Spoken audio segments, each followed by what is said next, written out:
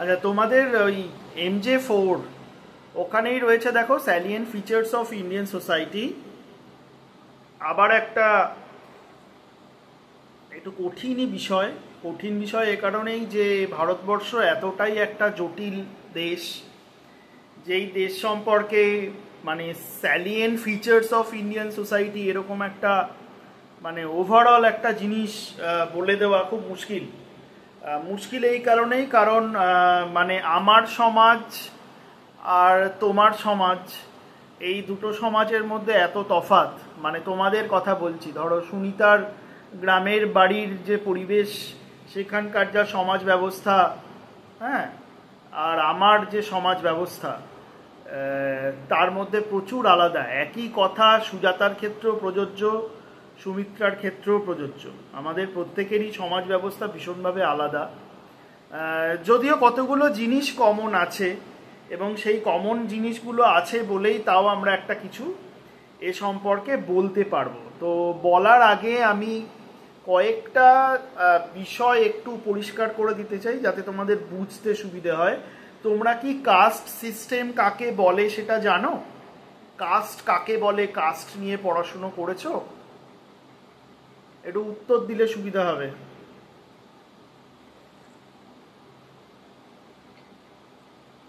সুজাতা, হ্যাঁ sir. Caste system পড়েছো আগে? না পড়লে না বলো, আমি পড়া ধরতে বসিনি এখানে। না। না। পড়োনি? সুমিত্রা, সুনিতা, তোমরা না কেউই স্যার। পড়োনি, তাই তো? আচ্ছা, তাহলে আচ্ছা, জেন্ডার না। সম্পর্কে জানো? না। জেন্ডার, তোমরা জেন্ডার সম্পর্কে জানো? জেন্ডার, হ্যাঁ। হ্যাঁ।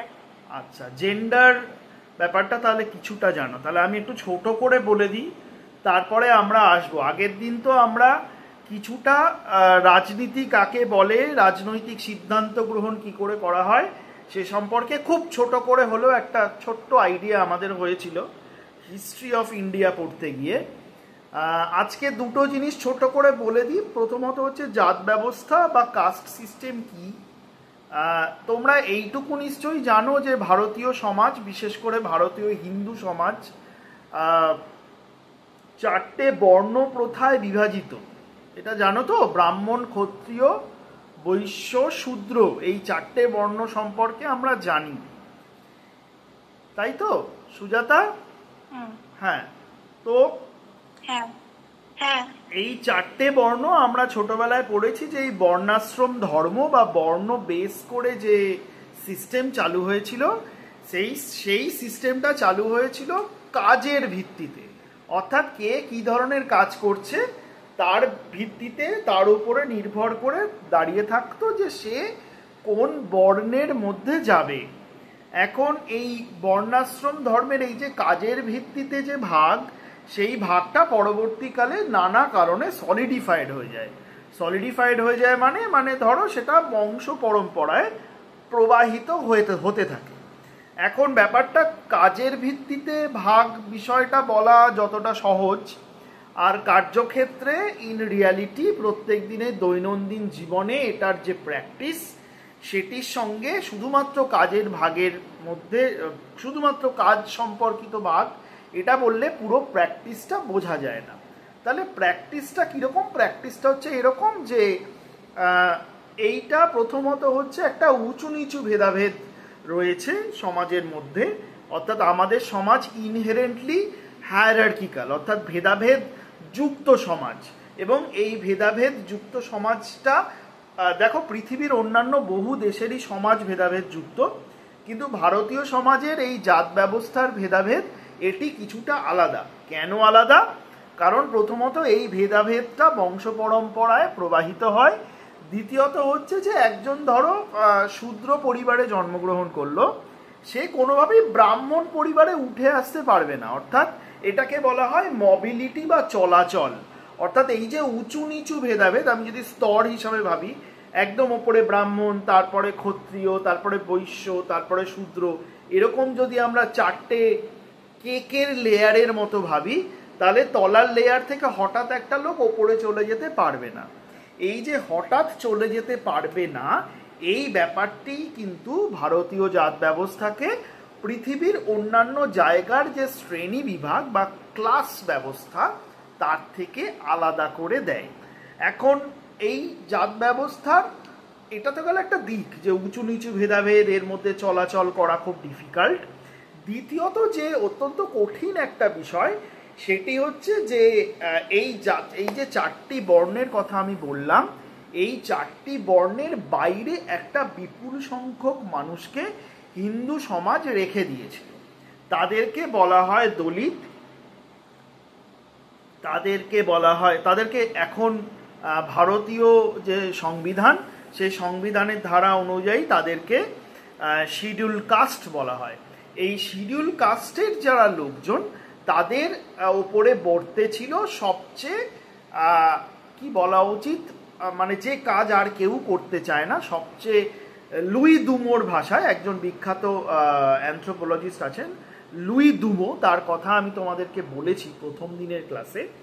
লুই দুমো একটি বই লিখেছিলেন, বইটির নাম ছিল হোমো হায়ারার্কিকাস। তো তিনি এই জাত ব্যবস্থাটাকে বোঝাতে গিয়ে বলেছিলেন যে এই জাত ব্যবস্থাটি তৈরি হয়েছে based on the concept of purity and pollution, অর্থাৎ পবিত্র এবং অপবিত্র এর যে ভাগ, এই ভাগের ওপর নির্ভর করেই জাত ব্যবস্থা তৈরি হয়েছে। জাতের সবচেয়ে ওপরে তাদেরকে রাখা হয়েছে যারা কিনা সবচেয়ে পবিত্র কাজকর্মের সঙ্গে যুক্ত। তো ভগবান এবং ভগবান সংক্রান্ত যে কোনো কাজকেই যেহেতু যে কোনো সমাজই পবিত্র মনে করে, তার ফলে ব্রাহ্মণরা হয়ে গেলেন সবচেয়ে পবিত্র ব্যক্তি। ঠিক আছে, তারপরে মনে করা হয় যে দেশ রক্ষা এবং সমাজ রক্ষা, এবং সে অর্থে দেখতে গেলে ভগবানকে রক্ষা করার দায়িত্ব যেহেতু ক্ষত্রিয়দের উপরে পড়ে, তাহলে ক্ষত্রিয় হচ্ছেন তারপরে। এবং দেশকে পরিচালনা করার জন্য যেহেতু ব্যবসা বাণিজ্যের প্রয়োজন হয়, তারা হচ্ছেন তারপরে বৈশ্য, যারা ব্যবসায়ী। এবং দেশকে পরিচালনা করার জন্য অবশ্যই খাদ্য অন্ন সংস্থানের প্রয়োজন হয়, সেই জন্য অন্ন সংস্থান, বস্ত্র সংস্থান করতে হবে, তোমাকে মাটির পাত্র বানাতে হবে যাতে সেগুলোকে স্টোর, মানে ধরো তোমার ধান উৎপাদন হলো, তাহলে তাকে স্টোর করে রাখতে হবে। তাহলে সবার শেষে আমরা রাখছি শূদ্রকে। এবার এর বাইরে সমাজের অনেক এমন কাজকর্ম থাকে যে কাজগুলো না করলে সমাজ অচল হয়ে পড়বে। যেমন ধরো মৃতদেহ দাহ করা, একজন মারা গেলে তাকে পোড়াতে হবে, মৃত পশুর চামড়া ছাড়িয়ে নেওয়া, তাদের সৎকারের ব্যবস্থা করা, আমাদের এই যে চুল নোখ এগুলোকে পরিষ্কার করা, এবং আমরা যে মলমূত্র ত্যাগ করি তা পরিষ্কার করা, এই ধরনের কাজকর্মের সঙ্গে যারা যুক্ত তাদেরকে এই পুরো জাত ব্যবস্থার বাইরে রাখা হলো এবং তাদেরকে বলা হলো দলিত। গান্ধীজি তাদেরকে হরিজন বলেছিলেন। এখন এই যে ভাগ, এই ভাগটা স্বভাবতই একটি উঁচু নিচু ভেদাভেদের উপরে নির্ভর করে আমাদের জাত ব্যবস্থা চলে আসছে। এখন মজার ব্যাপার হচ্ছে যে জাত ব্যবস্থা অনেকেই মনে করেছিল যে দেশ যত এগোবে, দেশ যত আধুনিক হবে, দেশে যত আধুনিকতার ছোঁয়া লাগবে, বিশেষ করে ভারতবর্ষের প্রথম প্রধানমন্ত্রী জওহরলাল নেহেরু এবং তার মন্ত্রিসভার বহু মানুষ, আম্বেদকর পর্যন্ত, তারা প্রত্যেকেই মনে করতেন যে যত দিন যাবে জাত ব্যবস্থা এই যে একটা ভয়ঙ্কর আঁটো সাঁটো ব্যাপার সেটা চলে যাবে, এবং ধীরে ধীরে ধীরে ধীরে একদিন এরকম আসবে যে জাত ব্যবস্থা উধাও হয়ে যাবে। কিন্তু দেখা গেল যে সেরকম কিছু ঘটনা ঘটলো না, বরং জাত ব্যবস্থা বর্তমান ভারতবর্ষ অত্যন্ত গুরুত্বপূর্ণ একটা বিষয় হিসেবে দাঁড়িয়ে আছে।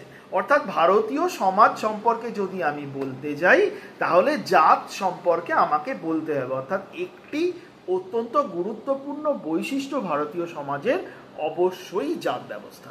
এখন তোমরা প্রশ্ন করতেই পারো যে স্যার এটা তো হিন্দুদের কথা আপনি বলছেন, আমরা এটা বুঝতে পারছি যে হিন্দুরা হচ্ছে ভারতবর্ষের মেজরিটি, তাহলে আপনি মেজরিটির কথা বললেন, কিন্তু ভারতবর্ষে অনেক মাইনরিটি পপুলেশনও রয়েছে, তাদের মধ্যে মুসলমান রয়েছেন, তাদের মধ্যে আদিবাসী রয়েছে, তাদের মধ্যে খ্রিস্টান রয়েছে, তাদের মধ্যে শিখ রয়েছে, তাদের মধ্যে পার্সিক রয়েছেন, এমনকি তাদের মধ্যে বাঙালিদের মধ্যে যে আন্দোলনটা হয়েছিল ব্রাহ্ম আন্দোলন, তাদের মধ্যে ব্রাহ্মরাও রয়েছেন।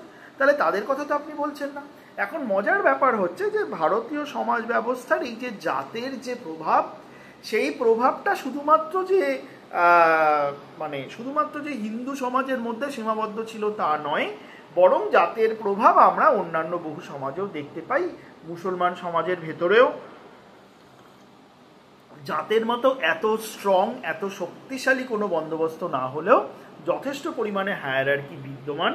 এমনকি বহু আদিবাসী সমাজের ভেতরেও আমরা হায়ারার্কি দেখতে পাই। যেমন সাঁওতালদের, আমি জানি না তোমাদের এলাকাতে, তোমাদের গ্রামেও নিশ্চয়ই, আশেপাশের গ্রামেও নিশ্চয়ই সাঁওতাল পরিবার অনেক আছেন, তাদের মধ্যেও খোঁজ নিয়ে দেখতে পারবে যে মুর্মু, হাসদা, বাস্কে এদের মধ্যে কিন্তু একটা উঁচু নিচু ভেদাভেদ বর্তমান। অর্থাৎ কাস্ট সিস্টেম ব্যাপারটা যতই হিন্দু সমাজের একটা পার্ট হোক না কেন, তার একটা ইম্প্যাক্ট কিন্তু সর্বভারতীয় ক্ষেত্রে পড়েছে। আচ্ছা, দ্বিতীয় যে কনসেপ্টটি আমাদের খুব ভালো করে বুঝে নেওয়া প্রয়োজন আজকের এই আলোচনায় যাওয়ার আগে, সেটি হচ্ছে লিঙ্গ বা জেন্ডার। এবং জেন্ডার বললেই যে শব্দটি আমাদের সবসময় চলে আসবে, যে শব্দটি আমাদের সবসময় বলা প্রয়োজন, সেই শব্দটি হচ্ছে প্যাট্রিয়ার্কি। তোমরা কি প্যাট্রিয়ার্কি শব্দটা শুনেছ?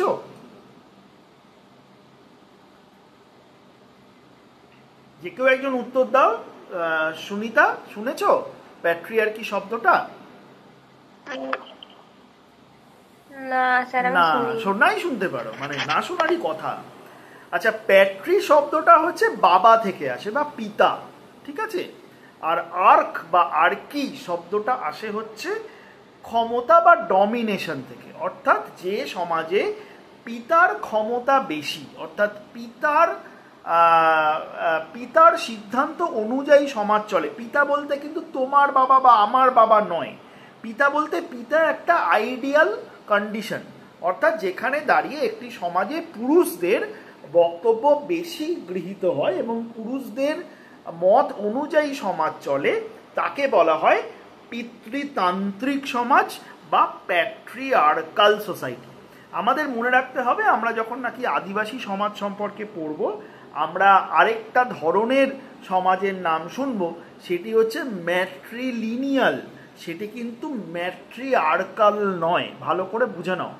ম্যাট্রিয়ার্কাল যদি হতো তাহলে হচ্ছে মাতৃ ডমিনেটেড হতো, আর ম্যাট্রিলিনিয়াল মানে কিন্তু আলাদা। ম্যাট্রিলিনিয়াল মানে সম্পত্তির উত্তরাধিকারেরটা মেয়েদের লাইন দিয়ে হয়। তার মানে এই নয় যে সেই সমাজে মেয়েদের প্রচুর,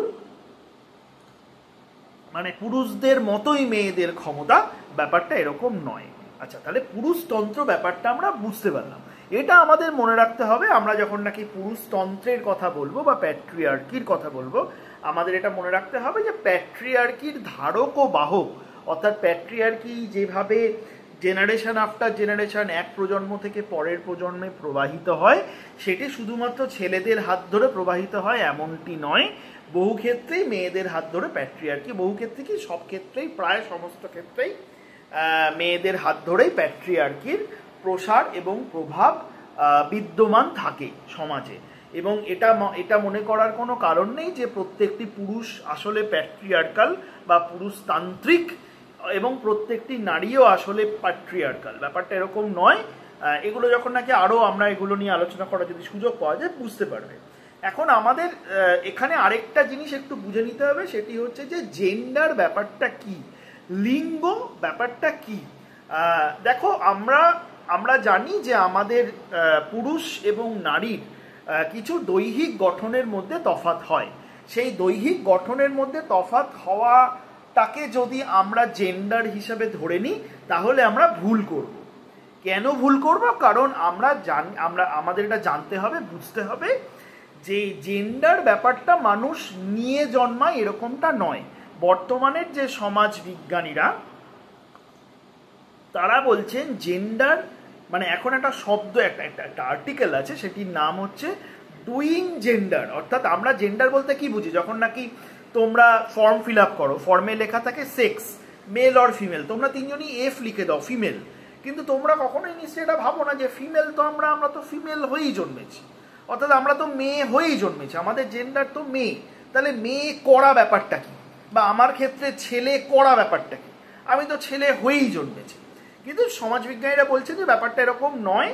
তুমি হয়ে জন্মেছ বলেই তুমি মেয়ে হয়ে গেলে, বা তুমি হয়ে জন্মেছ বলেই তুমি ছেলে হয়ে গেলে, ব্যাপারটা এরকম নয়। কারণ সমাজ ছেলে এবং মেয়ের কাছ থেকে কতগুলো নির্দিষ্ট আচরণবিধি আশা করে, এক্সপেক্টেড বিহেভিয়ার, এবং সমাজ সেই অনুযায়ী এই আচরণবিধিগুলো ছেলে বা মেয়ে হলে তার কাছ থেকে দাবি করে। অর্থাৎ তুমি যদি মেয়ে হও তাহলে তুমি এভাবে হাঁটবে, এভাবে কথা বলবে, এমন তোমার চলন হবে, তোমার এরকমভাবে তাকাতে হবে, তোমার এই সময়ের মধ্যে বাড়ি ফিরে আসতে হবে, এবং তোমাকে এই সময়ের পরে বাড়ি থেকে বেরোতে হবে, এবং তুমি এই লোকের সঙ্গে এই পরিমাণের বেশি মেলামেশা করতে পারবে না। অনুরূপভাবে তুমি যদি ছেলে হও তাহলে তোমার এরকমভাবে কথা বলতে হবে, ওরকমভাবে কথা বলতে হবে, এইভাবে চলতে হবে, এরকম জামা কাপড় পরতে হবে, এরকম এতটার সময় বাড়ি না ফিরলেও চলবে, আরও 3 ঘন্টা পরে বাড়ি ফিরলেও কোনো অসুবিধা নেই, এবং তোমার ওপরে সমাজের যে নিয়ন্ত্রণ আর একটি মেয়ের ওপরে সমাজের যে নিয়ন্ত্রণ, সমাজ এবং পরিবারের যে নিয়ন্ত্রণ, দুটি এক হবে না।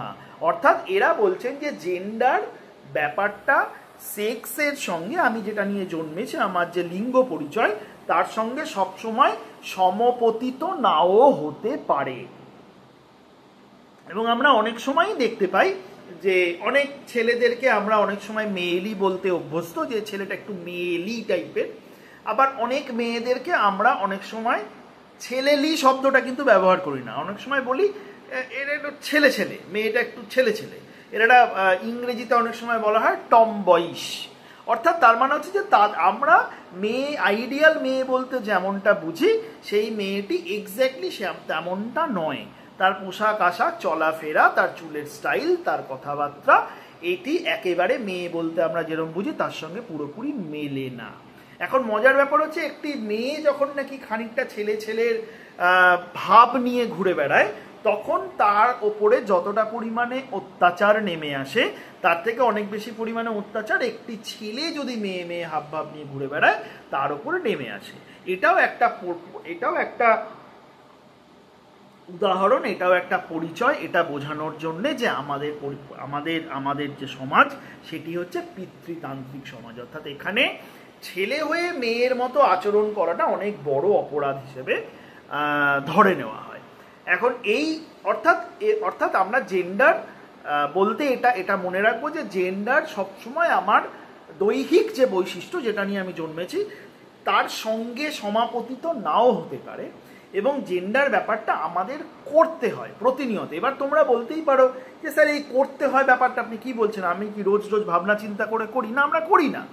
আমরা দীর্ঘদিন ধরে এই প্র্যাকটিসটার মধ্যে থাকতে থাকতে এটার মধ্যে এমনভাবে ঢুকে পড়ি যে এটি আমাদের স্বাভাবিক এবং সহজাত হয়ে যায়। ঠিক আছে?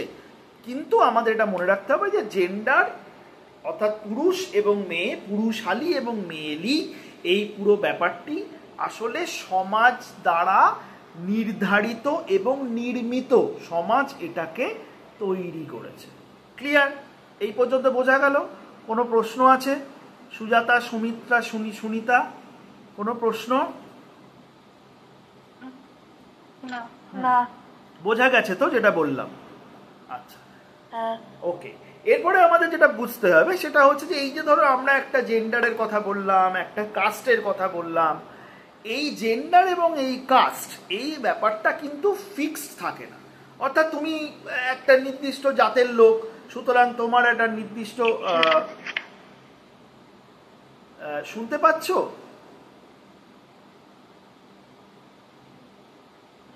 হ্যাঁ, ঠিক আছে, মাঝখানে কিছু হলো, মাঝে মাঝে নেটওয়ার্কটা প্রবলেম করছে। অর্থাৎ তুমি যারা নির্দিষ্ট জাতের লোক সেটা যে ফিক্স থাকছে এরকম ব্যাপারটা নয়। অর্থাৎ জেন্ডার, কাস্ট এবং আরও অনেকগুলো জিনিস যেটা আমাদের দৈনন্দিন জীবনকে প্রভাবিত করে, সেটি আমাদেরকে নানান রকমভাবে নিয়ন্ত্রিত করে এবং একে অপরের সঙ্গে আন্তঃক্রিয়া করে, যেটাকে বলা হয় ইন্টারসেকশনালিটি। অর্থাৎ তোমার জীবন বহু খণ্ডে বিভাজিত। যেমন ধরো আমি যদি তোমাদের যে কোনো একজনের কথাই আমি বলি, তোমার জীবনের অনেকগুলো পরিচয় আছে। কীরকম পরিচয়? তুমি একটি নির্দিষ্ট পরিবারের সন্তান, তোমরা 3 জনেই হচ্ছে মেয়ে সন্তান, তোমাদের 3 জনেরই এই পরিমাণ বয়স হয়েছে, তোমাদের 3 জনেরই গ্রামের একটা পরিচয় আছে, তোমাদের 3 জনেরই একটা জেলাভিত্তিক পরিচয় আছে, একটা রাজ্যভিত্তিক পরিচয় আছে, একটা ভাষাভিত্তিক পরিচয় আছে, একটা লিঙ্গভিত্তিক পরিচয় আছে, একটা জাতভিত্তিক পরিচয় আছে, একটা ধর্মভিত্তিক পরিচয় আছে। এবং এই যে সবকটা পরিচয়, এই সবকটা পরিচয় একে অপরের সঙ্গে কাটাকুটি খেলে প্রতিনিয়ত, এবং সেই অনুযায়ী তোমার উপস্থিতি নিয়ন্ত্রিত হয়, নিয়ন্ত্রণ করে এবং অনেক সময় অবদমিত করে। সেগুলো সম্পর্কে আমরা এখনই খুব গভীর তত্ত্বায়নে যাচ্ছি না। এবারে আমরা চলে আসি এই দুটো কনসেপ্ট মাথায় নিয়ে, আমরা চলে আসি দুটো না, ইনফ্যাক্ট তিনটে কনসেপ্ট। আরেকটি যেটা আমরা আগের দিন পড়েছিলাম সেটি ছিল রাজনীতি বিষয়। সেটি নিশ্চয়ই তোমাদের মনে আছে যে রাজনৈতিক সিদ্ধান্ত গ্রহণ, মানে রাজনীতি আসলে যে কতগুলো সিদ্ধান্ত গ্রহণের সমষ্টি, সেইটি নিয়ে আমি আগের দিন আলোচনা করেছিলাম, মনে আছে? তাহলে আমাদের এই তিনটে আলাদা আলাদা বিষয়ে মোটামুটি মাথায় রেখে আমরা salient features of Indian society এটির মধ্যে চলে আসি। আচ্ছা, প্রথমত আমাদের যেটা বুঝতে হবে সেটা হচ্ছে যে ভারতীয় সমাজ ব্যবস্থার যে জটিলতা, সেই জটিলতাকে একটা জায়গায় নিয়ে আসা খুব ডিফিকাল্ট। খুব ডিফিকাল্ট কেন? কারণ ভারতীয় সমাজ অসম্ভব হেটেরোজেনাস। হেটেরোজেনাস মানে কি? মানে বৈচিত্র্যে ভর্তি। দেখো আমি লিখেছি লিঙ্গুইস্টিক, রিলিজিয়াস, রিজিওনাল। এবং এই যে লিঙ্গুইস্টিক মানে ভাষাতাত্ত্বিকভাবে, ধর্মভিত্তিকভাবে, রিজিওনাল অর্থাৎ জায়গা ভিত্তিকভাবে, এইটা তো একটা ডাইভার্সিটি আছেই। অথচ এই ডাইভার্সিটির মধ্যে একটা অদ্ভুত ধরনের গঠনতান্ত্রিক কন্টিনিউইটি দেখতে পাই, যাকে বলা হচ্ছে স্ট্রাকচারাল কন্টিনিউইটি। সেই স্ট্রাকচারাল কন্টিনিউইটির মধ্যে দুটো জিনিস সবচেয়ে বেশি উল্লেখযোগ্য, যেটি আমি এইমাত্র আলোচনা করলাম। একটি হচ্ছে কাস্ট বা জাত ব্যবস্থা, দু নম্বরটি হচ্ছে প্যাট্রিয়ার্কি বা পিতৃতন্ত্র। এবং মনে রাখতে হবে এই যে একটা ভয়ঙ্কর হেটেরোজেনাস দেশ, প্রচণ্ড একটা বৈচিত্র্যপূর্ণ দেশ, সেই দেশের দুটি প্রধান শিরদাঁড়ার মতো, মেরুদণ্ডের মতো, অ্যাক্সিসের মতো দুটি প্রধান বিষয় যেটা কন্টিনিউইটি হচ্ছে, তার একটি হচ্ছে জাত ব্যবস্থা বা কাস্ট বা হায়ারার্কিক্যাল কাস্ট, আর একটি হচ্ছে প্যাট্রিয়ার্কি বা পিতৃতন্ত্র। এরপরে আমরা চলে আসি যে তাহলে আমাদের ভারতীয় সমাজের বৈশিষ্ট্য বুঝতে গেলে কি কি বুঝতে হবে। প্রথম কথা আমাদেরকে বুঝতে হবে স্ট্র্যাটিফিকেশন বা এই যে উঁচু নিচু ভেদাভেদ, সেটির পদ্ধতি, সেটি কিভাবে পাল্টেছে, সেটি কি ছিল, কি হয়েছে, সেটা আমাদের জানতে হবে। এবং সেটি বর্তমান সমাজকে কী করে প্রভাবিত করে সেটা আমাদের বুঝতে হবে। দু নম্বর হচ্ছে জেন্ডার এবং কিনশিপ, অর্থাৎ লিঙ্গভিত্তিক পরিচয় এবং আত্মীয়তা। এই দুটির মধ্যে আমাদের ইন্টারসেকশনালিটিটাও বুঝতে হবে। এবং মনে রাখতে হবে যে এই যে প্যাট্রিয়ার্কি, এই যে আত্মীয়তার বন্ধন, এই যে ধর্মভিত্তিক কতগুলো প্রেসক্রিপশন যে এই করতে হবে, এই করা যাবে না, সেই করা যাবে না, তার মাঝেও কিন্তু মহিলারা নিজেদের মতো করে বহু কিছু ঘটিয়েছেন, সেটিও আমাদের মাথায় রাখতে রাখতে যেতে হবে। তাহলে একটি হচ্ছে স্ট্র্যাটিফিকেশন, একটি হচ্ছে জেন্ডার অ্যান্ড কিনশিপ, আর তৃতীয়টি হচ্ছে পলিটিক্যাল ইকোনমি। পলিটিক্যাল ইকোনমি কি? রাজনৈতিক অর্থনীতি, অর্থাৎ রাজনীতি এবং অর্থনীতির মধ্যে যে আদান প্রদান, যে আন্তঃক্রিয়া, সেটিকেও আমাদের বুঝতে হবে। তাহলে আমরা প্রথম যেটায় চলে আসব সেটি হচ্ছে যে কাস্ট। কাস্ট ব্যাপারটা কিভাবে থেকে গেল? প্রথমত আমাদের মনে রাখতে হবে যে কাস্ট হচ্ছে একটি বৈদিক আইডিয়া, যেখানে অকুপেশন বেসড ওপেন একটা সিস্টেম ছিল, সেটি জাতে পরিণত হলো। জাতে পরিণত হওয়া মাত্র সেটি কি হয়ে গেল? সেখানে জন্মভিত্তিক একটা বিষয় চলে এলো। এবং যখন নাকি ব্রিটিশরা আসলো 19th এবং 20th সেঞ্চুরিতে, তখন এটি আরও সলিড হয়ে গেল। কারণ এরা সেন্সাস করে, ডকুমেন্ট করে ঠিকই করে রেখে দিল যে এই টাইটেলের লোকজনের হচ্ছে এই জাত, এবং সেটি আসলে নড়বে না, মুভমেন্ট পুরোপুরি বন্ধ। ঠিক আছে? এই রকম একটা জায়গা থেকে আমাদের জাত ব্যবস্থার সলিডিফিকেশনটা বুঝতে হবে। তার মানে এরপরে কি হলো? এরপরে আমাদের বুঝতে হবে যে এই যে জাত ব্যবস্থার কন্টিনিউইটি, এই যে জাত ব্যবস্থাটা চলছে মিলেনিয়াম আফটার মিলেনিয়াম, মানে শয়ে বছর ধরে চলছে, সেটি চলছে কি কারণে? অর্থাৎ মেকানিজম অফ রেজিলিয়েন্স, কি করে এটা টিকে থাকছে? তার পেছনে দুটো কারণ। এক নম্বর হচ্ছে যে বর্ণ সিস্টেম ছিল, সেটির একটা অসম্ভব ইলাস্টিসিটি আছে। ইলাস্টিসিটি মানে কি? মানে এটাকে টানলে বাড়ে। অর্থাৎ এই যে চারটে বর্ণের কথা আমরা বলছি, এর মাঝে মাঝে আরও বহু বর্ণের লোকজনকে আমরা পরবর্তীকালে অ্যাকোমোডেট করেছি। যেমন ধরো কায়স্থ বলে একটা জাতের কথা তোমরা জানো, সেটা অনেক পরবর্তীকালে এই বর্ণ সিস্টেমের ভেতরের থেকে তৈরি হয়েছে। হ্যাঁ, ইভেন ক্ষত্রিয় জাত ব্যবস্থাটাও কিন্তু পরবর্তীকালে কিছুটা পরে ডেভেলপ করেছিল। এর সঙ্গে মাথায় রাখতে হবে, যেটা এইমাত্র আমি বললাম, সেটি হচ্ছে যে ব্রিটিশ কলোনির দ্বারা রিজিডিফিকেশন, অর্থাৎ ব্রিটিশ কলোনিও এটাকে একটা সলিড স্ট্রাকচার, একটা সলিড গঠনে পরিণত করেছে। তাহলে বর্তমানে এখন কি হচ্ছে এই জাত ব্যবস্থা? দেখো, আমরা এটা জানি যে ভারতবর্ষের সংবিধান গ্রহণ করার সময় এবং ভারতীয় সংবিধানের কতগুলো ধারা অনুযায়ী নিম্ন জাতের বহু মানুষ যাতে ধীরে ধীরে ধীরে ধীরে এই নিম্ন অবস্থা থেকে উচ্চ অবস্থায় উঠে আসতে পারে, তার জন্য সংরক্ষণের ব্যবস্থা করেছে। এবং এর পরবর্তীকালে যেটা হয়েছিল সেটি হচ্ছে মন্ডল কমিশন আবার ওবিসি অর্থাৎ আদার ব্যাকওয়ার্ড ক্লাসেস বলে আরও একটি গোষ্ঠীকে তৈরি করেছিল।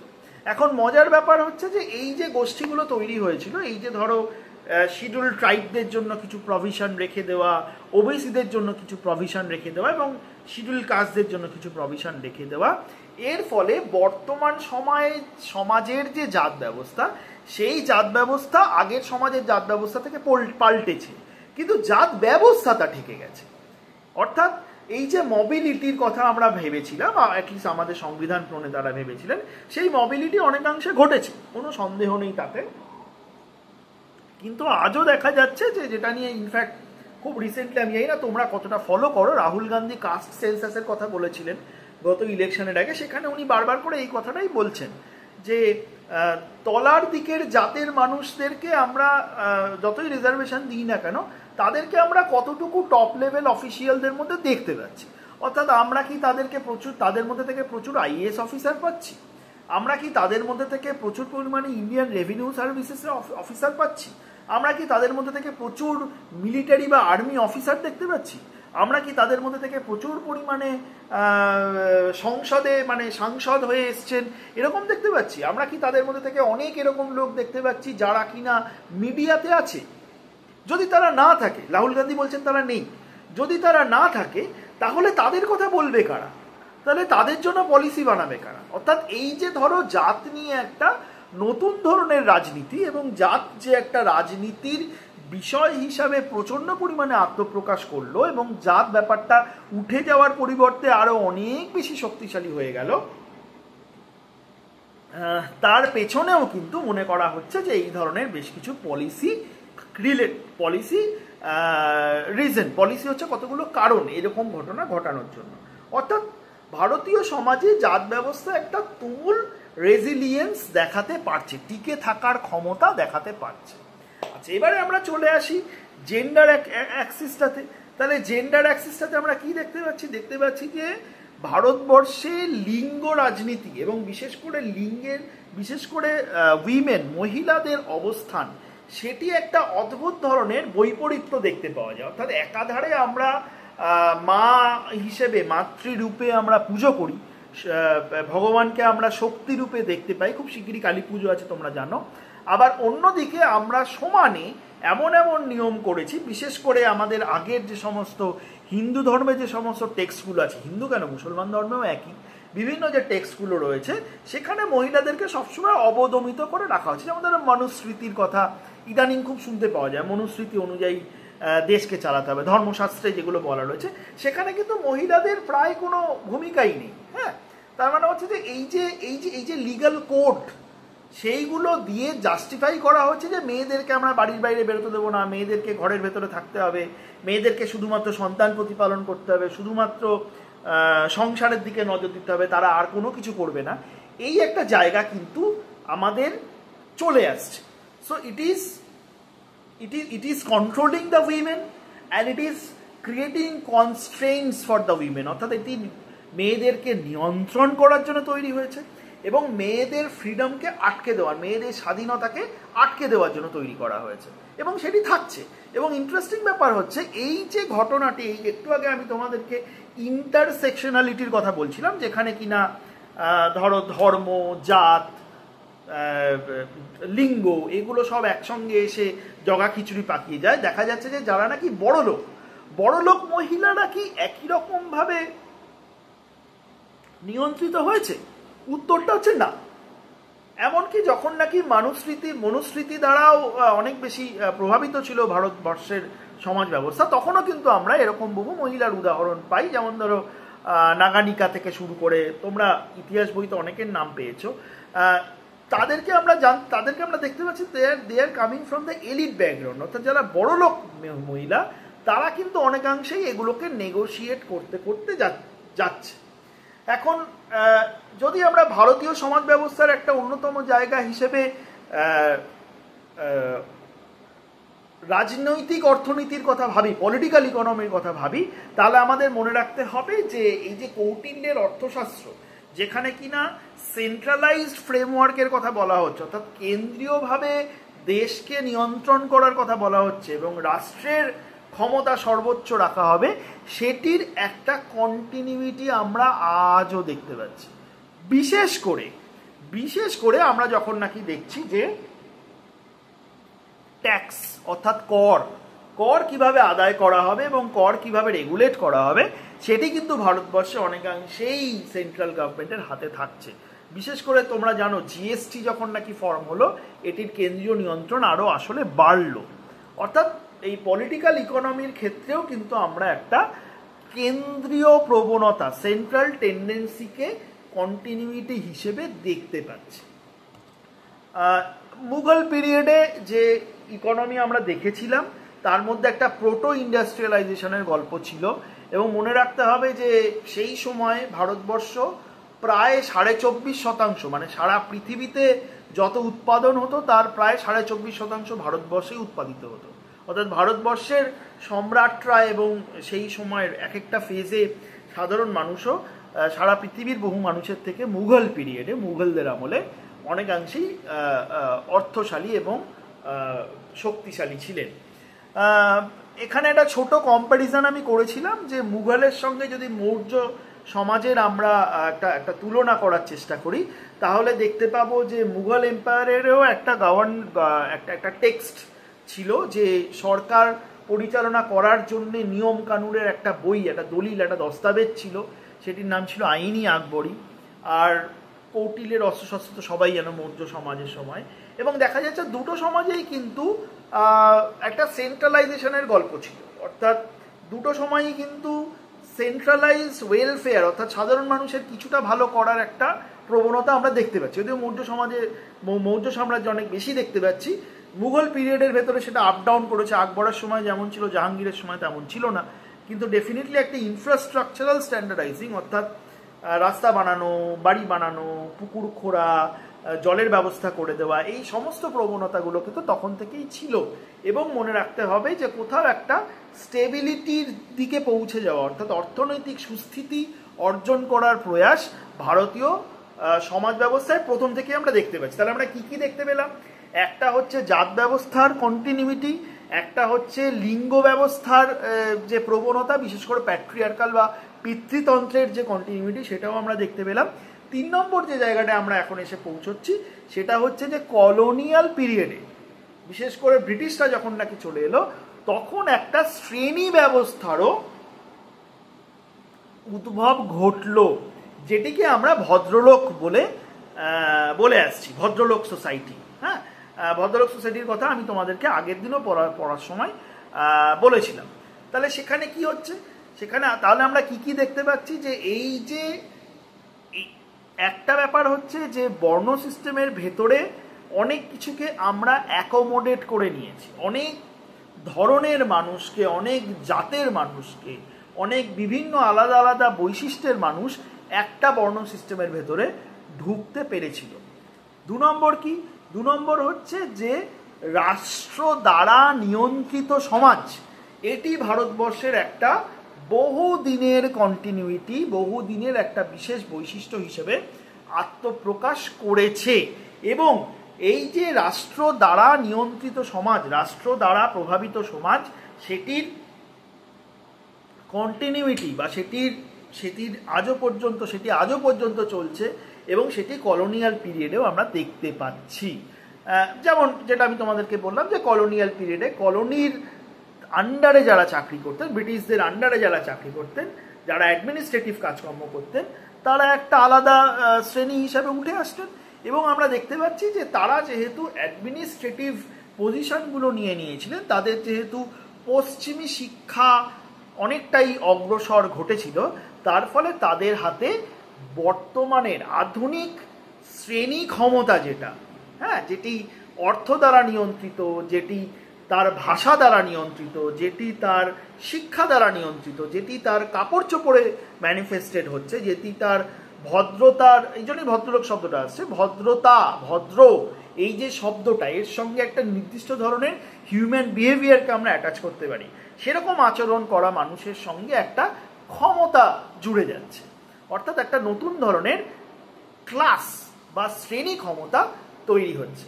তাহলে আমরা কি কি কন্টিনিউইটি এবং কি কি জিনিস দেখতে পাচ্ছি ভারতীয় সমাজের স্যালিয়েন্ট ফিচার যদি আমরা বলতে চাই?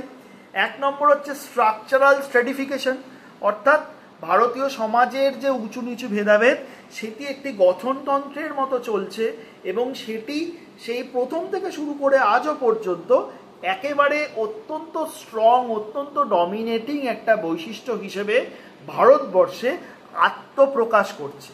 2 নম্বর কি?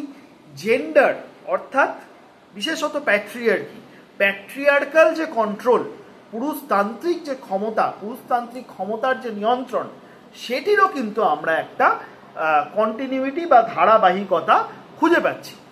আর লাস্ট কি? লাস্ট হচ্ছে, যদি আমরা ওই রাজনৈতিক অর্থনীতির কথা বলি বা পলিটিক্যাল ইকোনমির কথা বলি এবং স্টেট ক্রাফটের কথা বলি, তাহলে আমরা দেখতে পাচ্ছি যে প্রথম থেকেই ভারতবর্ষে কিন্তু একটা কেন্দ্রীয় ক্ষমতার কেন্দ্রীভবনের একটা প্রবণতা, সেটিকেও আমরা দেখতে পাচ্ছি ভারতবর্ষের একটা অন্যতম গুরুত্বপূর্ণ বৈশিষ্ট্য হিসেবে। আচ্ছা, তোমাদেরকে যে নোটটা আমি দিয়ে রেখেছি সেটির একদম শেষে তোমরা দেখতে পাবে, দাঁড়াও আমি নোটটা একটুখানি খুলে নিই।